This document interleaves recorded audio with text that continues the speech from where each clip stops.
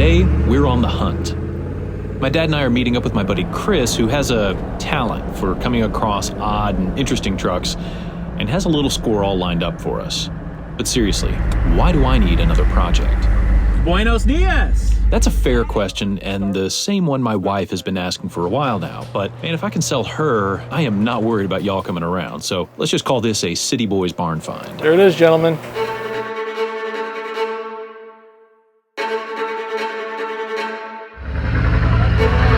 See, I am way too sentimentally attached to the Suburban to go any harder and turn it into a trail raisin.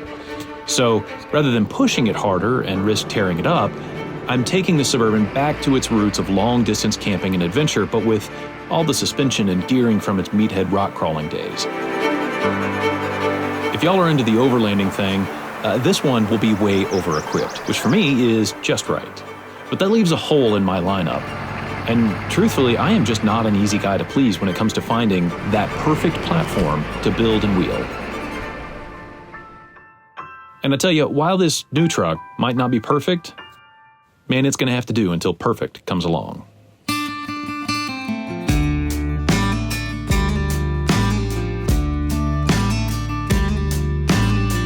Tried to short it. I tried to short it straight to the starter, and the starter said, no bueno. Probably need to start it. There it is, gentlemen. 1977 Wagoneer chop top.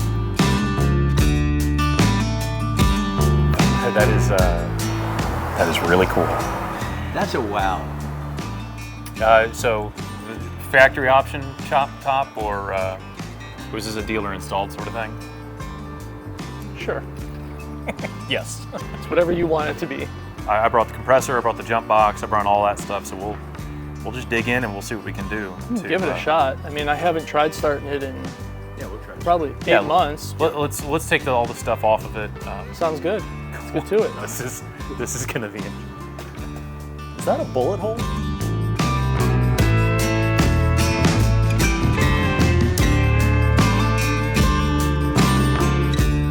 Kris is a dear friend, but I have got to tell y'all, the man has got the knack for stacking a heap load of stuff into a rather small garage.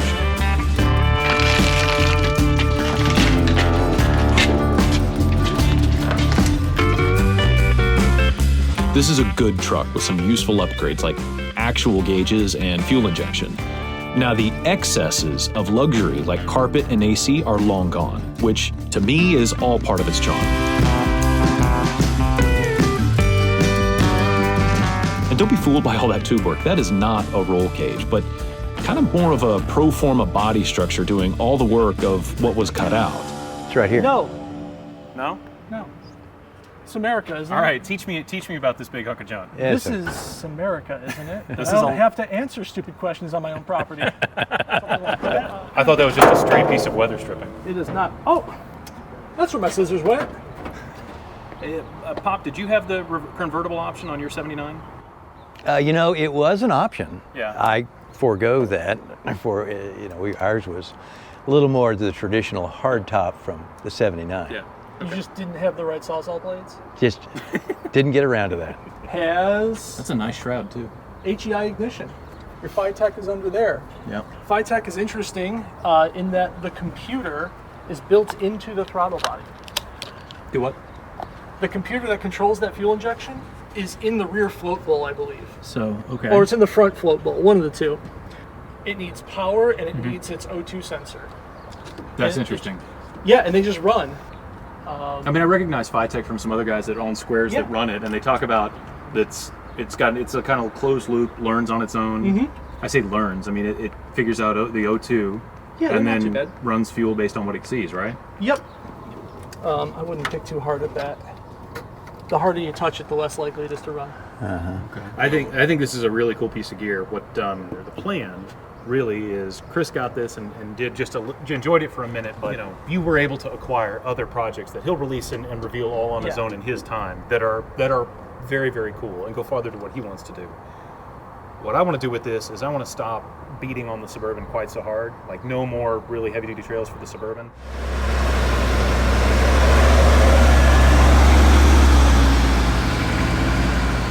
I was just thinking about this generally, and I've been calling this smaller, and whether it's Nate or Ian or anybody that's in our little friend group that's like, you need to build something smaller, David.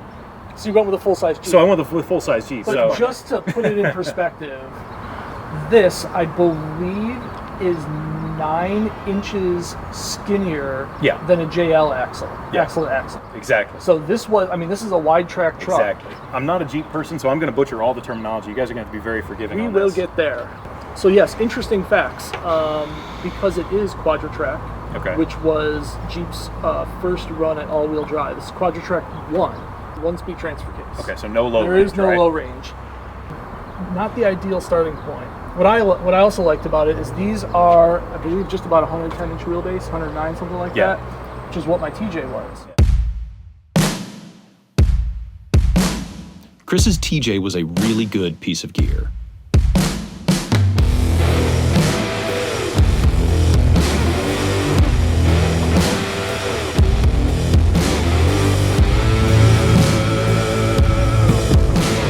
I helped with some of the component welding and fab on it, and that suspension layout seemed to work really well for that 110-inch wheelbase range, which is the general length I've been targeting as a starting point for something smaller. It actually is smaller because, to your point, it's the JL, JK, J whatever. It's like all the new stuff that are actually big trucks.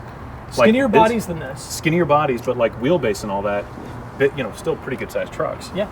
Like newer Jeeps are just bigger, the way every car has been over time. This is getting back to the roots of what the Suburban was, right? Let's see, full body, no power, not a lot of gearing. It's perfect. So, we're going to take this to Easter Jeep. In fact, we're going to have a whole separate kind of deal where we prep it, but we're going to take this to Easter Jeep. Hope you guys find us out there. And we're going to go see if we can get in some good trouble. All right, well, let's get this going before the rain gets here. Cool. We get started with the basics. Put a battery in it and get some air in the tires. I had an old Odyssey from the Suburban, which was past its prime for cranking 20-to-1 compression, but I figure might be enough for this old 360.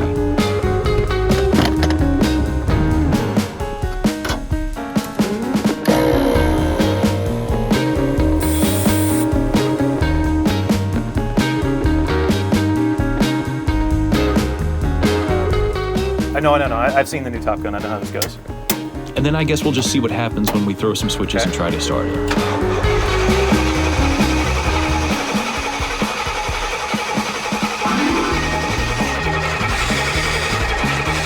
All right, hang on. Full throttle.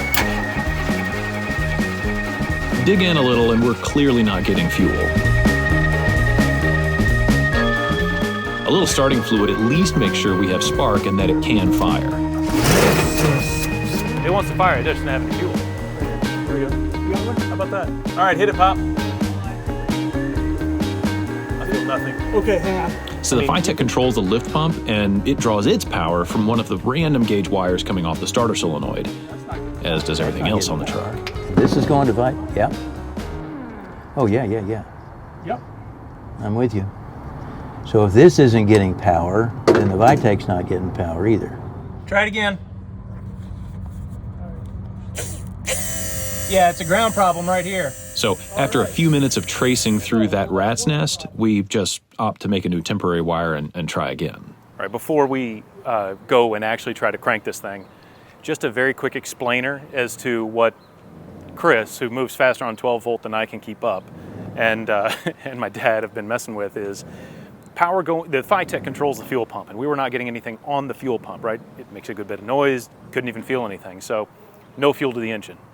So going and tracing wires back on what is a demonstrably poorly wired vehicle, like dangerously wired, we're gonna fix this later. Basically tracing all of that power and ground back, we find that the Phytech wasn't sending power because it was badly wired, and then the ground on the pump was a little bit loose. That's what you saw me messing with just a minute ago. So with all those power problems resolved, we're gonna see if we can get it to fire. Now before we take it to Moab, that thing's like super hazardous. I'm not gonna run on the trail. This is for everybody that we're going and going to Canyonlands camping with. I'm not bringing that wired the way it is. We're gonna go back through it and make sure it's all safe, okay? These connectors I have. That's gonna be a real big problem for this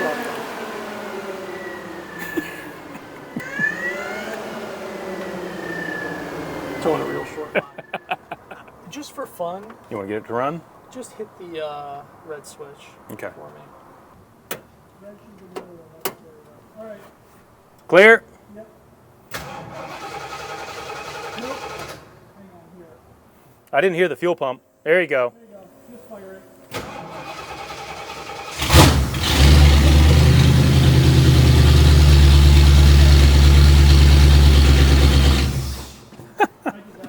That is stupid loud. There's no way we're wheeling with that drone machine. This is how I know I'm getting old. Now that we have a semi-trustworthy power source, look, I hesitate to say reliable, we make that temporary wire permanent. The test drive today is short. I mean, we're just taking it to the new shop space for prep, but man, that rat's nest of wiring does not inspire confidence, and it would be too bad to see the truck burn down from an electrical short and fire. Well, I woke up early in the driving rain, found John's out hitting on the liquor again. It wasn't too late, about 10:30 when he let loose with the cat dragged in. It was a Sunday.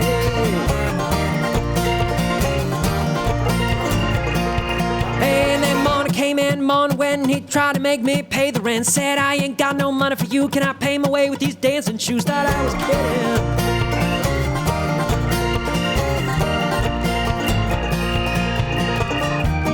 Brother, what you owe me, I can't count on anymore. Till the police come and knocking on our door. You gotta have lights somewhere on here. I don't gotta have anything in there. All right, we're gonna have to wire lights somewhere on here. Sounds like a perfect job Yes. for Yeah, a Switch Pros. the Switch Pros. I'll pull the 8 out of the Suburban because I gotta pull the trans anyway, and we gotta send that to get looked at by Greg, and he needs a couple of weeks. So the truck's about to not do a whole lot. The Suburban needs a 12. It needs a 12. Yeah, we'll put a 12 in that. It needs the overlanding version. God. More switches. Yeah, this is hot rod math, right? What do? You take 2 trucks that kind of work and make neither of them work until one does, right? It's terrible math. We've got a decent little punch list for Moab prep, but not too bad. I put another few gallons of fuel in it and top off the ATF because, well, it's time to take this for a trip around the block. We'll be burning down the house, tear it to the ground, burn it all, tear it down, burning down the house. This has been a lot of fun, getting this truck to fire after a couple of years of sitting. Y'all know, I'm more of a builder than a rescue and get it running kind of guy, so this has been a whole new way of enjoying a truck, and I'm actually really excited about it. Let's go take this for a drive.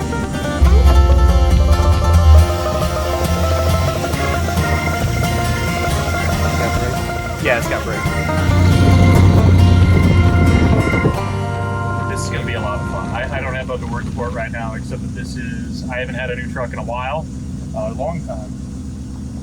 And at least by my definition, this is new. But we're going to have a lot of fun building this, wheeling it. We're not just going to skip to the end. We're going to enjoy it in stages. And that's going to be pretty cool.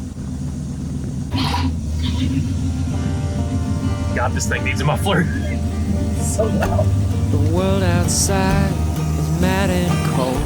You don't grow up, you just grow old. Soon it's over, so they say. But God Almighty, till that day. This is going to be a hoot, man. This is going to be so fun. First of all, it's fun to drive all as it is. And it's going to be fun to build this from kind of the platform that we've got now and then add a couple of things here and there in a very, as y'all know, regular folk kind of fashion until we go, and get real stupid with suspension and everything like that. But, Kris, I am so glad to be able to got this from you. Thanks very much.